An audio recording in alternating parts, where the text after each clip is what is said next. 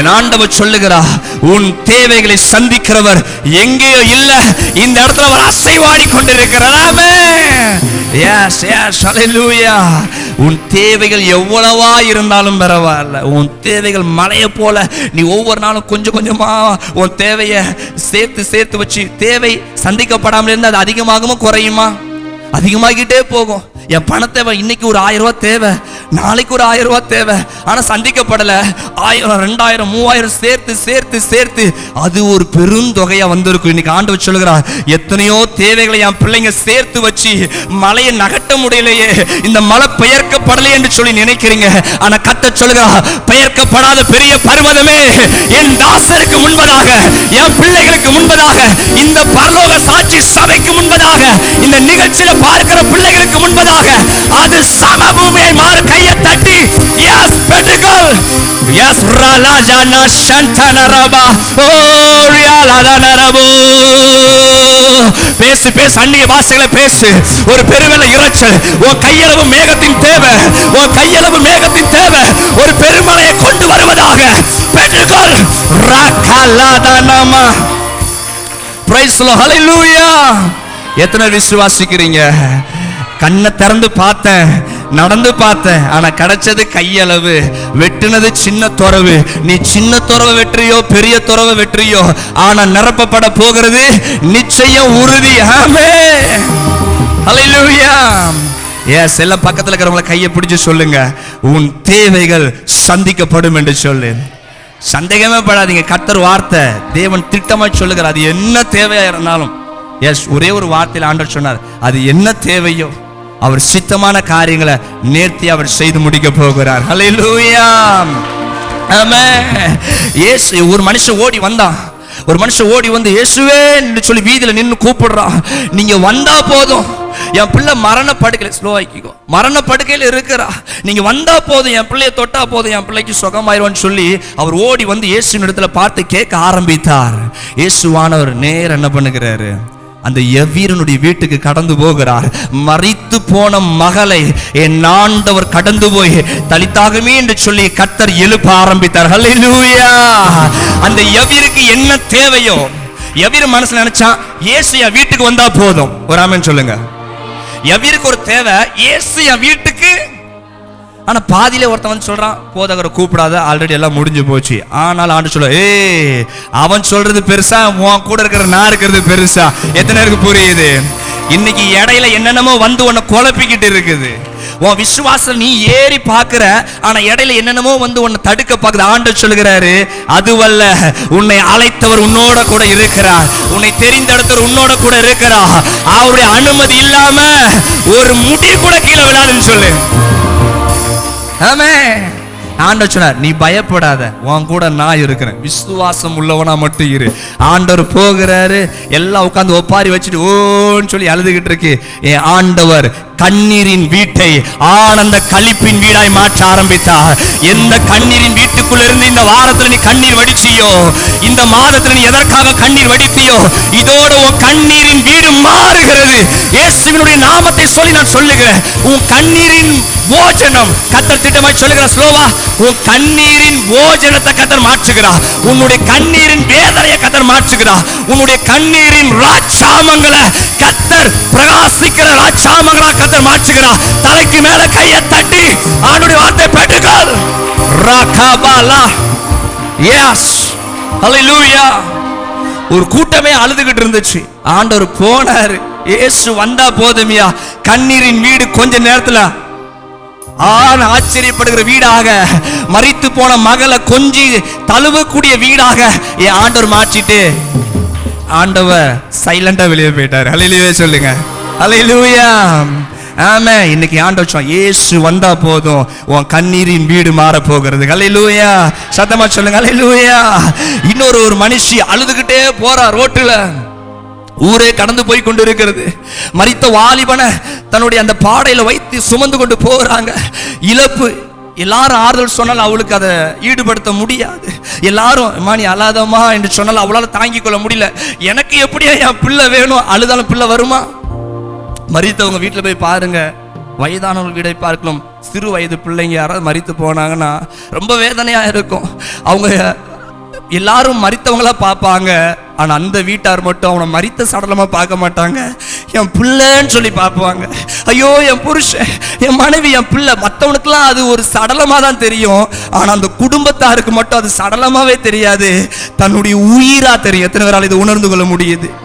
ஊருக்காரெல்லாம் பார்த்தா எல்லாம் என்னென்ன செய்யணும் எல்லாம் செஞ்சுட்டு பாடையில் தூக்கிட்டு போறான், ஆனா அவளுடைய தாயாருக்கு மட்டும் ஐயோ என் பிள்ளை போறானேன்னு சொல்லி வேதனைப்படும் பொழுது அவளுக்கு தேவை என் பிள்ளை மீண்டு வருவானா, என் பிள்ளை மீண்டு வருவானா. ஆனா யாராலையுமே அவள் தேவையை சந்திக்கவே முடியாது. எந்த மனுஷனாலும் இனி அவ தேவையை சந்திக்க முடியாது. ஆனா இன்னைக்கு என் ஆண்டவர் தீர்க்க தரிசனம் சொல்லுகிறார், யாராலையும் சந்திக்க முடியாத உன் தேவையை என் ராஜாதி ராஜா, என் மணவாளன் உன் தேவையை சந்திப்பதற்கு உன்னை தேடி வராரியா. நம்புற பிள்ளைங்க வேற மாதிரி கையை தட்டணுமே, நல்ல வைராக்கியம் அந்நிய பாஷையில பேசி ராகா பாபா பாபா பாபா நீ கையை தட்டும் பொழுது உன்னுடைய தேவைகளை கர்த்தர் சந்திக்கிறதாமே. கரங்களை உயர்த்தி நல்லா உயர்த்தி சொல்லுங்க, யாராலும் சந்திக்க முடியாத என் தேவைய என் ஆண்டவர் சந்திப்பாரியா, என் ஆண்டவர் சந்திப்பாரியா. ஆமென். அழுதா கண்ணீர் வட்டிக்கா இயேசு வந்தார், எவீர் வீட்டுக்கு வந்தார், அற்புதம் நடந்துச்சு. என் ஆண்டவர் இரண்டாவது பாடைய தொட்டாரு, வாலிபன் எழுந்து உட்கார ஆரம்பித்தான். வாலிபன் எழுந்து உட்கார்ந்தான். அவ தாயாருக்கு அவங்க அம்மாக்கு என்ன நடக்குதுன்னே தெரியல. என் ஆண்டவர் இன்னைக்கு சொல்லுகிறா, இனி வரக்கூடிய 6 மாதங்கள் என்ன நடக்குனே உனக்கு தெரியாது. வாய்க்கால் நிரப்பப்படும், உன் பாத்திரம் நிரப்பப்படும், உன் தலைய கனத்தினால் கர்த்தர் அபிஷேகம் பண்ண ஆரம்பிப்பா. பின்னானவைகள் மறந்து முன்னானவை நீ ஓட ஆரம்பி. எஸ் ஹல்லேலூயா. என் ஆண்டவர் சொல்லுகிறார், இந்த 6 மாதத்துல பின்னானவெல்லாம் மறந்து போ, இந்த முன்னான உனக்கு ஒரு லெக்க நான் வச்சிருக்கிறேன். நடக்க முடியாத பெரிய பெரிய அற்புதங்கள் அதிசயங்கள் எல்லாம் கர்த்தர் இந்த வருடத்துல உன்னை எலும்ப விடாத பணியில எல்லா காரியங்களும் முறியடித்து உன்னை எலும்பி பிரகாசிக்க வைக்க போகிறார். ஆமென். எத்தனை விசுவாசிக்கிறீங்க? ஹல்லேலூயா ஹல்லேலூயா. ஒருத்தன் வந்து சொன்னா நீ வந்தா போதும் எனக்குன்னு சொன்னா, இன்னொரு நம்ம ஒன்றும் சொல்லலை, ஆனால் ஆண்டவர் தொட்டு சுகமாக்கிட்டு போயிட்டாரு. இன்னொருத்தன் ஓடி வந்து சொல்லுகிறான், அவன் சொல்ற, ஆண்டவரே நான் ஒருத்தன் வான்னு சொன்னா வருவான், போன்னு சொன்னா போவான், எனக்கு அந்த அளவுக்கு அந்தஸ்து இருக்கு, ஆனாலும் உங்களுக்கு முன்னாடி நான் ஒண்ணுமே கிடையாது. என் வேலைக்கார ஒருத்தன் வியாதியா இருக்கிறான், நீங்க என் வீட்டுக்கு வர வேண்டாம்ப்பா, நீங்க தொட வேண்டாம் ஆண்டவரே, இந்த நடு வீதியில இருந்து ஒரு வார்த்தை சொல்லுங்க, எங்கேயோ இருக்கிற என் வேலைக்காரன் சுகமாவா. அவனுக்கு தேவை ஆண்டவர் ஒரு வார்த்தை சொன்னா போதும். எத்தனை பேர் புரியுது? எத்தனை பேர் புரியுது? ஒவ்வொருவருடைய தேவைகள் வித்தியாசப்பட ஆரம்பித்தது. ஒருத்தன் சொன்னா நீங்க வந்தா போதும் ஆண்டவர், ஒருத்தர் சொல்லுகிறாரு நீங்க வரவே தேவை, நான் பாக்கியமே கிடையாது, தகுதியே கிடையாது, இந்த இடத்துல ஒரே ஒரு வார்த்தை சொல்லுங்க ஆண்டவர், அது எனக்கு போதும். ஆண்டவர் பார்த்தாரு, உன் தேவை அதுதானடா, உன் தேவை இப்பொழுது நிறைவேறும். அவர் சொன்ன மாத்திரத்துல எங்கேயோ இருக்கிற வேலைக்காரன், படுக்கையில் இருந்த வேலைக்காரன், எழும்ப முடியாத வேலைக்காரன் எழுந்து உட்கார ஆரம்பிச்சிருப்பான், எழுந்து நடக்க ஆரம்பிச்சிருப்பான். அவனுக்கு என்ன நடந்துச்சுன்னே தெரிஞ்சிருக்காது. ஆமென். யோசிச்சு பாருங்களேன், அவனுக்கு என்ன நடந்துச்சுன்னு தெரிஞ்சிருக்குமா? வேலைக்காரனுக்கு 100க்கு அதிபதி போகும்போது சொல்லிட்டு போயிருப்பான், நான் எப்படியாயிலும் நான் உனக்கு சுகத்தை வாங்கி கொடுத்து என்ன சொல்லிட்டு போனான்னு தெரியல. வேலைக்காரன் அப்படியே படுத்து கிடந்திருப்பான். ஆனா இங்க ஆண்டவர் ஒரு வார்த்தை சொன்னதும் வேலைக்காரன் படுத்திருந்தவனுக்குள்ள ஒரு புதிய பலன் இறங்க ஆரம்பிச்சது. கட்டில இருந்து எழுப்பி உட்கார ஆரம்பிச்சிருப்பான், நடந்து பார்த்திருப்பான். தன்னுடைய எஜமானனுடைய வருகைக்காக வேலைக்காரன் காத்திருந்திருப்பாயா. இன்னைக்கு ஆண்டவர் உனக்கு தீர்க்க தரிசனமா சொல்லுகிறா. ஆமென். நீ ஒரு வார்த்தை ஆண்டவர்கிட்ட கேட்பனா, ஆண்டவர் ஒரு வார்த்தை உனக்கு தருவார், உனக்கு சுகத்தை கொடுப்பார். விசுவாசிக்கிறீங்களா? ஹல்லேலூயா. எத்தனை விசுவாசிக்கிறீங்க? இன்னைக்கு ஆண்டவர் அப்படிப்பட்ட தேவைகளை உனக்கு சந்தித்து உன்னை அதிகமாய் ஆசீர்வதிக்க போகிற. நம்புற பிள்ளைங்க நல்ல கைகளை தட்டி பிரைஸ் தி லார்ட். ஹல்லேலூயா. தேவையை பார்க்கிலும் பெரியவர் நீரல்லோ, செயல்களை பார்க்கிலும் பெரியவர் நீர. சொல்லுங்க பார்க்கணும். தேவையை பார்க்கிலும் பெரியவர் நீரல்லோ, செயல்களை பார்க்கிலும். கைகளை வைத்து எவர் நீங்க தான்ப்பா, நீங்க தான்ப்பா என் நம்பிக்கை, உண்மையன்றி வேறு துணை இல்லை. சொல்லுங்க ஆண்டவரை பார்த்து, நீங்க தான்ப்பா என் நம்பிக்கை, உண்மையன்றி வேறு துணை இல்லை. ஹல்லேலூயா. நீ கலங்கின நேரங்களில் உன்னை கை தூக்கி விடுவதற்காக ஆண்டவர் வந்திருக்கு. எத்தனை விசுவாசிக்கிறீங்க? ஆமென். ஒரு பகுதியை காண்பித்து அதில் இருக்கிற கருத்துக்கள், ரகசியங்களை உங்களுக்கு நான் காண்பித்து நான் இந்த ஆராதனை நான் முடிக்க விரும்புகிறேன். யோசிச்சு இப்போ எத்தனை தெளிவாயிருச்சு என் தேவை ஆண்டவர் சந்திப்பாரு? இல்லை பாஸ்டர் இன்னும் கொஞ்சம் டவுட் இருக்குன்னு சொல்றீங்களா? எத்தனை முழு திருப்தியா இருக்குது? என் தேவை எவ்வளவா இருந்தாலும் சொல்லு, ஏய் அவன் காது கேட்கிற மாதிரி சொல்லு, ஏய் என் தேவை ஆண்டவர் சந்திப்பார். ஆமென். ஏன் ரொம்ப விசுவாசத்தனமா பேசுறோம்? என் தேவையை ஆண்டவர் சந்தித்தார்னு சொல்லுங்க. நல்ல கைகளை தட்டி. ஆமென். எஸ் எஸ், கர்த்தர் நல்லவர். நான் சும்மா வந்து இங்க கூட அப்படியே கத்திட்டு கிடக்கல. என் தேவை ஆண்டவர் சந்திச்சனால, ருசி பார்த்தனால இந்த வார்த்தைலாம் வந்துகிட்டு இருக்கு. ஹல்லேலூயா. ருசி பார்க்காம பேச முடியாது, ருசி பார்க்காம என்ன பண்ண முடியாது. ஆமா, வலிக்காம அழுகிற மாதிரி நடிக்கலாம், ஆனா வலிச்சவனுக்கு தான் அழுக எப்படி இருக்குன்னு தெரியும். ஆமென். நான் அப்படியே அழுகிற மாதிரி நடிக்கல, அதை அனுபவப்பட்டதுனால நான் சொல்லி கொண்டு இருக்கிறேன். ஆண்டவர் என்ன தேவையா இருந்தாலும் சந்திப்பேன். எனக்கு 100 ரூபா தேவையா இருந்தா 100 ரூபாவை சந்திப்பார். எனக்கு 1000 தேவையா இருந்தா 1000 சந்திப்பார். லட்சம் வந்தாலும் லட்சத்தையும் சந்திப்பாரு. கோடியே வந்தாலும் என் ஆண்டவர் எனக்கு கோடியை சந்திப்பார். அந்த நம்பிக்கை எனக்கு ரொம்ப இருக்குது. ஹல்லேலூயா. ஆமென். எத்தனை அதே பாஸ்டர் உங்க ஸ்டைலே நான் வரேன் பாஸ்டர் சொல்ற பிள்ளைங்க? ஆமென். தகப்பனுடைய பிள்ளைகள், தாயினுடைய பிள்ளைங்க அந்த முக சுபாவத்தோடய பிறக்கும். ஹல்லேலூயா. அவங்க குணாதிசயம் அவங்களுக்குள்ளே இருக்கும். அப்போ ஒரு போதருடைய குணாதிசயம் யாருக்குள்ள வரணும்? ஆண்டவருக்கு பயந்து சொல்றேன். போதருடைய நல்ல சுபாவங்கள் யாருக்கு வரணும்? விசுவாச பிள்ளைகளுக்கு வரணும். ஆமென்.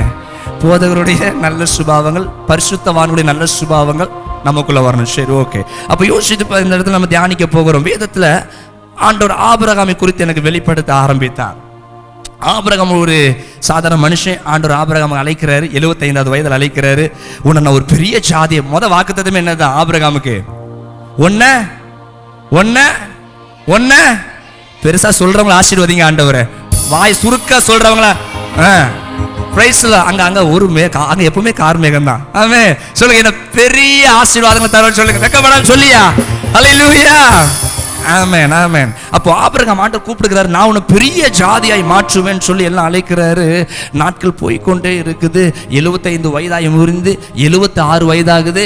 இன்னும் என்ன ஆகல? சாரால் வெக்கப்படவே இல்லை. புரிஞ்சிருக்கும் நினைக்கிறேன். ஹல்லேலூயா. 78 வயதாகுது. சாராலும் விரைப்பாதான் அந்த மாதிரி இருக்கிறாங்க. ஒன்றும் நடந்த மாதிரி தெரியல. ஆபிரகாமும் பார்க்கிறாரு, என்னமாவது நடக்குமான்ட்டு. ஒன்றும் வேதம் 99வது வயதில் ஆபிரகாம் கர்த்தர் தரிசனமாகிறாரு. கர்த்தர் சொல்லுகிறாரு, அடுத்த ஆண்டு இதே ஆண்டுல சாராய் ஒரு மகனை, ஈசாக் என்கிற மகனை சுமந்து கொண்டிருப்பாள். ஹல்லேலூயா. நாட்கள் 25 ஆண்டு காலம் கர்த்தர் வச்சிருந்தார். ஆபிரகாம் கொடுக்கக்கூடிய ஆசீர்வாதத்தை கர்த்தர் எவ்வளவு நாள் உருவாக்குனார், காத்திருக்க வச்சாரு? 25 ஆண்டு காலம். நான் விசுவாசிக்கிறேன், காத்திருந்து எதையாச்சும் ஒன்று பெற்றுக்கொண்டு இருப்பேன்னா உண்மையாவே அதனுடைய மகிமை ரொம்ப பெஸ்டா இருக்கும். ஹல்லேலூயா. சரி, ஓகே. ஆபிரகாம் அதை சுதந்திரித்து கொண்டார். இப்போ கர்த்தர் நல்ல குழந்தையை கொடுத்தார். 25 வருஷம் கழிச்சு குழந்தை கிடைச்சதுன்னா எப்படி இருந்திருக்கும்? ஆபிரகாம் சாதாரண மேய்ப்பன் அல்ல, சீமான். சொல்லுங்க, ஆபிரகாம் யாரு? ஆமா, சீமான் வேற யாரும் நினைச்சிடாதீங்க, செல்வத்துல சீமான். ஹல்லேலூயா. ஆபிரகாம் அப்படிப்பட்ட செல்வ சீமானா இருந்தாரு. அப்போ ராஜா வீட்டுல ஒரு பிள்ளை ரொம்ப நாள் கழிச்சு பிறக்கும்னா எப்படி இருந்திருக்கும்?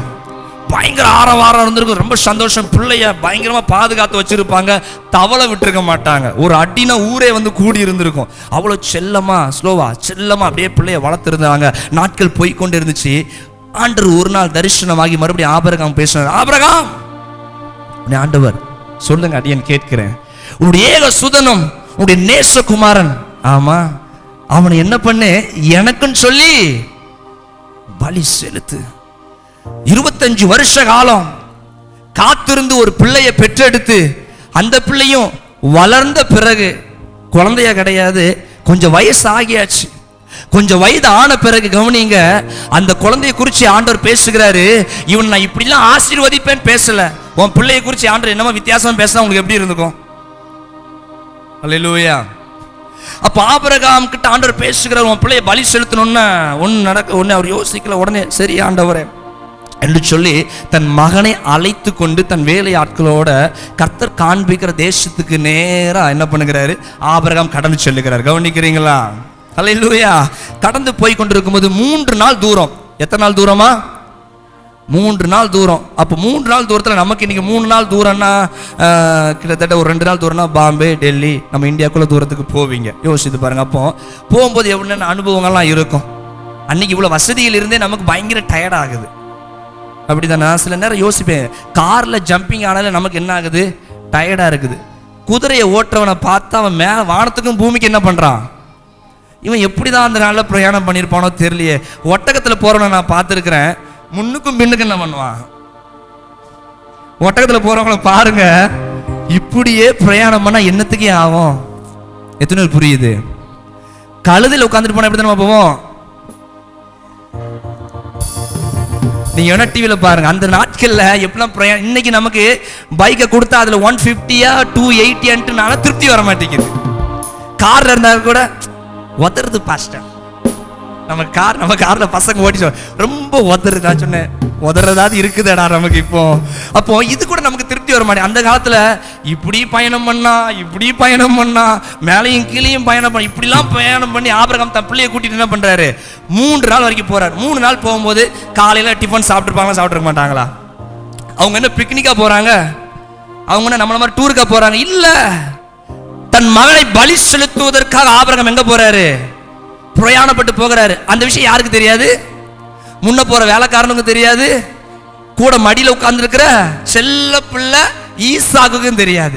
ஈசாக்கு விளையாட்டு தினமா போற இடத்துல டீ கடை வந்திருக்கும். அப்பா எனக்கு அந்த சப்பாத்தி வாங்கி தாங்கப்பா. உடனே ஆபிரகாம் என்ன பண்ணிருப்பாரு, வாங்கி கொடுங்க. அவர் மனசு எப்படி இருந்திருக்கும்? 3 நாள் காலையில் சாப்பிடும் போது பேசியிருப்பான், விளையாண்டுருப்பான் அப்பா கூட. மத்தியானம் சாப்பிட்ருப்பான், நைட்டு சாப்பிட்டு தூக்கம் வராமல், என்னப்பா அம்மாட்ட கூட சொல்லாமல் என்னை கூட்டிகிட்டு வந்துட்டீங்க, எங்கப்பா போகிறேன்னு சொல்லி செல்லப்பிள்ளை என்னென்னமோ சொல்லி என்ன பண்ணியிருக்கோம். விளையாடும் பொழுது ஆபிரகாம் அவர் முகத்தை மட்டும் சோகம் வச்சுருந்தான்னு கண்டுபிடிச்சிருப்பாங்க. வேலைக்காரன் சுதாச்சிருப்பான், ஆபிரகாம் முகம் எப்போ மாதிரி இல்லையே, என்னமோ மாதிரி இருக்குது. அப்போ யாருக்கிட்டையும் தன்னுடைய மனசை காட்டவே இல்லை. ஆமென் சொல்லுங்களேன். கிறிஸ்தவனை அறிந்து கொள்வது கடினம். கிறிஸ்தவனை மனதின் ஆழத்தை எல்லாம் உலகத்தான் சொல்லுவோம், பெண்ணின் மனசு அதெல்லாம் ஒன்றும் கிடையாது. ஹல்லேலூயா. நான் சொல்ற கிறிஸ்தவனுடைய மனசை அறிந்து கொள்வது ரொம்ப ரொம்ப கடினம். ஹல்லேலூயா. எல்லாத்தையும் புதைச்சி வச்சுக்கிட்டு உங்க முன்னாடி வந்து நின்றுட்டு இருக்கும் பாரு.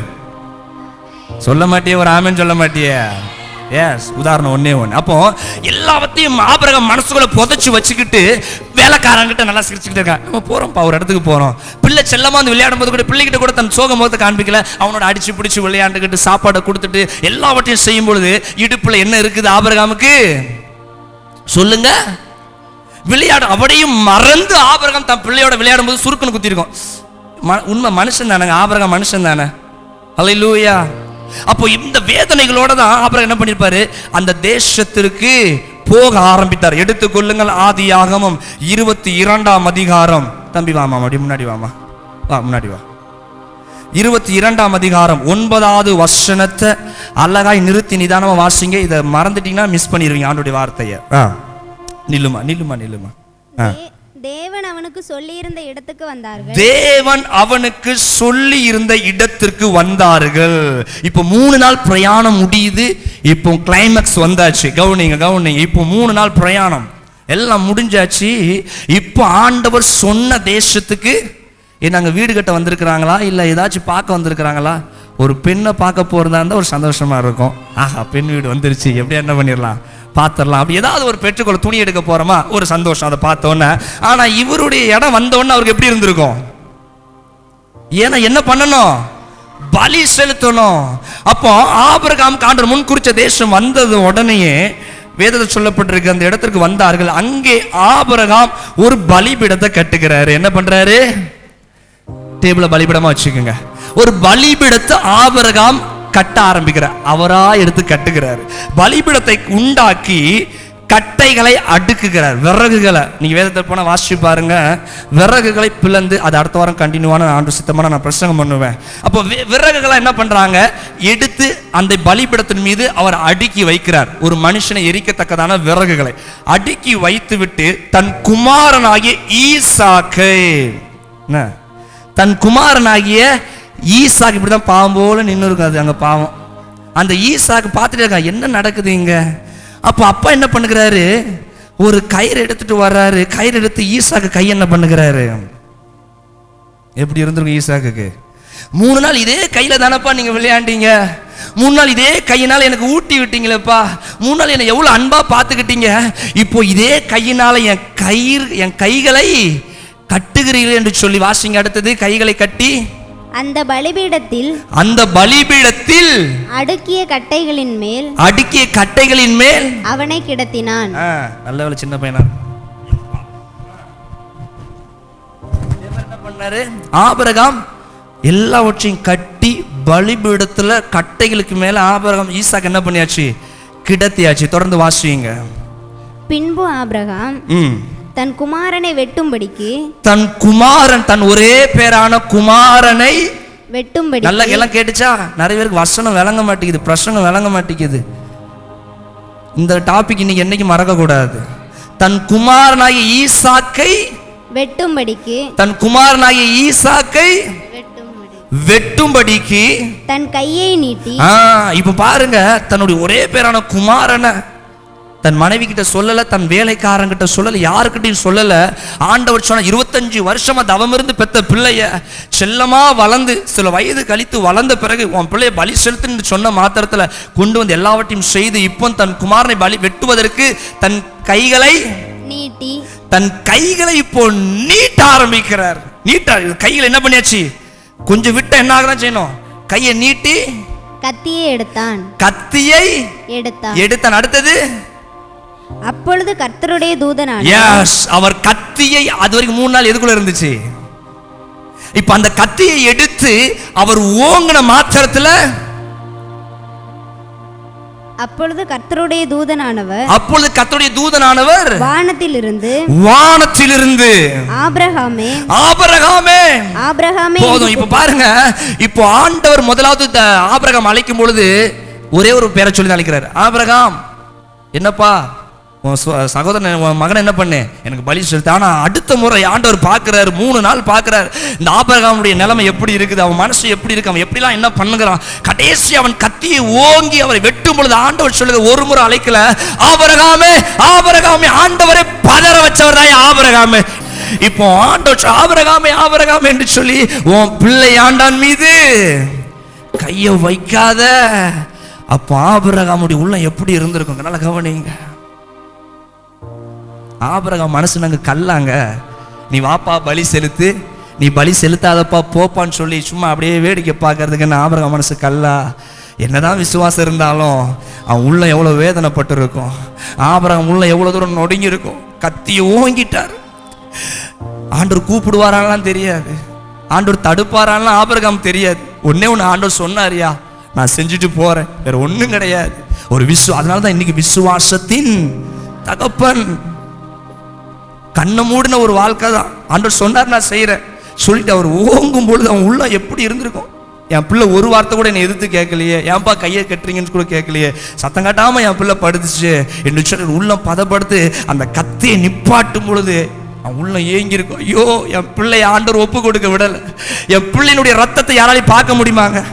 உன் பிள்ளையினுடைய கண்ணீரே பார்க்க முடியலனா உன் பிள்ளையினுடைய ரத்தத்தை பார்க்க முடியுமா? அப்புறம் என் பிள்ளையினுடைய ரத்தத்தை ஆண்டவர் என்னை பார்ப்பதற்கு என்னை விடவில்லை என்று சொல்லி அவர் கண்ணீர் வடிக்கும் பொழுது ஒரு சத்தம் கேட்குது. வாசிங்க வசனத்தை. அப்பொழுது ஆபிரகாம் தன் கண்களை ஏறெடுத்து என்ன பண்ணுகிறாரு? பார்க்கும் பொழுது இதோ பின்னாக புதரிலே. போதுமா. இப்போ ஆபிரகாம் அது வரைக்கும் இருந்தாரு, தன் கண்களை வந்துறாரா அவரு ஆபிரகாம் என்ன பண்றாரு? கண்களை ஏறெடுத்து பார்க்கும் பொழுது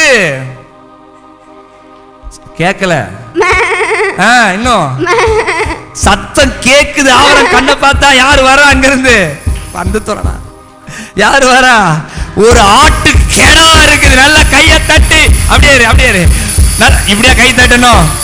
உனக்காக ஆண்டவர் சில காரியங்களை உன் கண்ணு காணுகிற இடத்துல வச்சிருக்கிறாருயா. உன் பிள்ளையை கத்தர் பலி செலுத்த விட போவது கிடையாது.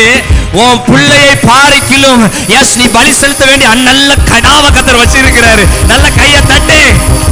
எஸ் ஆமென். எத்தனை நாட்கள் எங்கெங்கேயோ கண்களை அலைஞ்சு அலைஞ்சு பார்த்திருப்ப, எங்கெங்கேயோ பார்த்திருப்ப. ஆனா கர்த்தருடைய தரிசனத்துல நீ வந்து நிக்க ஆரம்பிச்சிட்டனா, கர்த்தர் உன்னை முன்குறிச்ச இடத்துல நீ பலிபீடத்தை கட்ட ஆரம்பிச்சிட்டனா, என் ஆண்டவர் உன்னை உன் கண்களை எடுத்து பார்க்க வைப்பாரு. ஒரு முள்ளுகளுக்குள்ள அந்த ஆடு என்ன பண்ணிட்டு இருந்துச்சு, சிக்கி அப்படியே எந்திரிமா, அவனை தூக்க முடியாது, அப்படியே படுக்கலாம் செய்ய, டேபிள் உடஞ்சிரும், இருறா படுத்துருவான். எஸ், கர்த்தர் என்ன பண்ண ஆரம்பிச்சார், ஆபிரகாமை வைத்து அந்த கெடாவை பலி செலுத்த ஆரம்பித்தார். நல்ல கைகளை தட்டி ஆண்டவர் மகிமைப்படுத்துங்க. போமா, பிரைஸ் தி லார்ட், ஹல்லேலூயா. நல்ல கைகளை தட்டுங்க. எஸ், ஆண்டவர் சொல்லுகிறார், உன்னை சும்மா ஒரு இடத்துல உன்னை அலைய விடுறாரா, உன்னை சும்மா ஒரு இடத்துல உன்னை சோதிச்சு பார்க்கிறாரா, உன்னை சும்மா ஒரு இடத்துல கண்ணீர் வடிக்க வைக்கிறாரா, சில ஏமாற்றத்தை உனக்கு தராரா, சில ஏக்கத்தை உனக்கு தராரா, அதற்கு 1000 முகாந்திரங்கள் உண்டு. ஒரு சொட்டு கண்ணீருக்கு 1000 பதில்களை கர்த்தர் வைத்திருக்கிறார். உன் மனசுல எத்தனையோ கேள்விகள் ஓடிக்கொண்டிருக்கும். ஆனா கர்த்தர் இன்னைக்கு ஒண்ணே ஒண்ணு சொல்லுகிறா, எல்லாவற்றிற்கும் பதில் வெகு சீக்கிரத்தில் கர்த்தர் தர போறா. நம்புற பிள்ளைங்க நல்ல கைகளை தட்டி ஆமென், ஹல்லேலூயா. இப்போ ஆபிரகாம் மனசு எப்படி இருந்திருக்கும், பலி செலுத்த கத்தி எடுத்துட்டு வந்துட்டாரு, பலி செலுத்த ஆண்டவர் வச்சாரு. இப்போ ஈசாக கூட்டிட்டு ஆபிரகாம் சும்மா மகிமையா அந்த மோரிபா மலையிலிருந்து அவர் இறங்கி வந்திருப்பாரு. எஸ் எஸ், ஹல்லேலூயா. ஏக்கத்தோட இந்த சபைக்கு இந்த வாரம் நீ வந்திருக்கிற, ஏக்கத்தோட இந்த மாசத்துல நீ காலடி வச்சிருக்கிற, ஏக்கத்தோட இந்த 2017 6 மாதங்கள் கடந்திருக்கிற. இனி ஏக்கத்தோட நீ இறங்க போவது கிடையாது. இனி நீ இறங்க போவது ஒரு பெரிய நிம்மதியோட, ஒரு பெரிய சமாதானத்தோட, ஒரு பெரிய ஆசீர்வாதத்தோட. நல்ல கையை தட்டி ஆமென், ஹல்லேலூயா. எத்தனை விசுவாசிக்கிறீங்க? எஸ், உன்னை குறிச்சு அநேகருக்கு புதிரா இருக்க போகுது. வேலைக்காரன் நினைச்சான், என்ன நடக்குதுடா மேல, மலைக்கு மேல என்ன நடக்குது? போகும்போது சொல்லியிருப்பாரு கதை. யாரு? ஆபிரகாம் தாத்தா இல்ல, ஈசாக்கு சொல்லியிருப்பாரு. எங்க அப்பா கூட்டிட்டு போய் பண்ணாரு பாருங்க வேலைக்காரங்கிட்ட. ஹல்லேலூயா. இன்னைக்கு ஆண்டவர் உன்னை குறித்து சொல்லுங்க. உன்னை குறித்து இருக்கிற அநேகருக்கு, கலக்கம் அடைஞ்சிருக்கிறவங்களுக்கு உனக்கு கிடைக்கக்கூடிய ஆசீர்வாதங்கள் பதிலாகி இருக்க போகிறது. எத்தனை பேருக்கு புரியுது? எத்தனை பேருக்கு புரியுது? அவன் நினைப்பான், எப்படி இவன் வாழ்றான், எப்படி இவன் இருக்கிறான், என்னென்னமோ கஷ்டம் வந்தாலும் இவன் அப்படி நிற்கிறானே. நீ பதில் சொல்ல மாட்ட, உனக்கு ஆண்டவர் வச்சிருக்கிற ஆசீர்வாதம் பதிலாய் சொல்ல போகிறது. ஹல்லேலூயா. சில வருஷம் கழிச்சு எல்லாம் சொல்லுவாங்க, இந்த வீடியோலாம் பார்க்கும்போதெல்லாம் சொல்லுவாங்க, நீ அப்பவுமே இந்த கத்தி இருக்கிறாரு, அப்போ அமைதியா தான் நானும் இருப்பேன். அப்ப இருக்கிற ஆத்துமாக்களை பார்த்து சொல்லுவாரு, அன்னைக்கு இருந்த விசுவாசம் தாயா இன்னைக்கு இவ்வளவு பெருசா தந்திருக்குது. எனக்கு கிடைக்கக்கூடிய நன்மைகள் அநேகருக்கு பதில் சொல்லும். எனக்கு கர்த்தர் கொடுக்கிற அலங்காரங்கள் அநேகருக்கு பதில் சொல்லும். இன்னைக்கு என் கண்ணீர் அநேகருக்கு தெரியாமல் இருக்கலாம், இன்னைக்கு என் வேதனை அநேகருக்கு தெரியாமல் இருக்கலாம். ஆனா கர்த்தர் வரக்கூடிய நாட்களை கொடுக்கக்கூடிய பெரிய ஆசீர்வாதம் எல்லாம் உனக்கும் பதிலாக இருக்கும். நல்ல கையை தட்டி பெற்றுக்கோ. ராகாபாலாதானாமா, உன் தேவைகளை கர்த்தர் சந்திப்பார். ஆமென். எல்லா கரங்களை உயர்த்துங்க, எல்லா கரங்களை உயர்த்துங்க. எல்லா ஆண்டவர் பார்த்து சொல்லு, என் தேவை ஆண்டவர் சந்தித்தார்.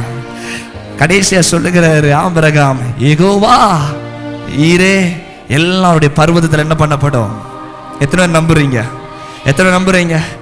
உன்னுடைய பர்வதத்தில், ஆண்டவர் கொடுத்த பர்வதத்தில் நீ நிற்பண்ணா என்ன ஆனாலும் பார்த்து கொள்வார். என்ன ஆனாலும் கர்த்தர் பார்த்து கொள்வார். உன் தேவையை கர்த்தர் சந்திக்க போதுமானவர். அல்லேலூயா.